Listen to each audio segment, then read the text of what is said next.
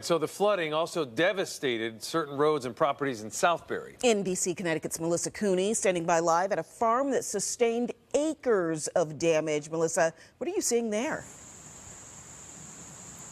That's right, here at Cathy's House of Chicken. The property looks very different right now than it did 24 hours ago. Typically, this will be covered with a lawn. There is an ingrown pool and a pavilion. Right now, it is completely washed away. Almost looks like a beach or a desert. And just for context, that blue house that you see behind me, that was not visible before this rain because it was so woody in the area.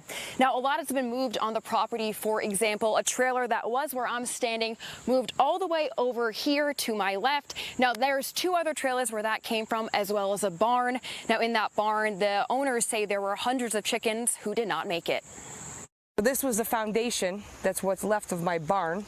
Cathy's House of Chickens in Southbury is now unrecognizable. All of the lake water and everything came running right through here and wiped everything out in its path. Cathy Dimner lives and works on the property. She says she was awoken around 1 in the morning to a noise she'll never forget. Water gushing everywhere and the sound like the house was shaking and buildings collapsing. The property sits next to the Larkin State Bridle Trail, which is indistinguishable today from all of the erosion and landslides. If you see the tree line here, that's how high the water was. The Dimner family's barn, in-ground pool, pavilion, boat, dump truck, motorcycle, and snowmobiles are just some of the items washed away and lost in the surge. The most valuable, both for Dimner's soul and her livelihood, are all of her poultry lost. I am absolutely devastated.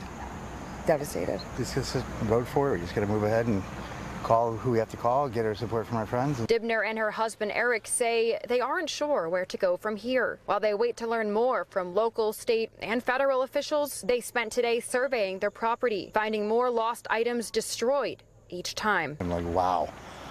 Pictures do no justice for the damage that's done here. Yeah.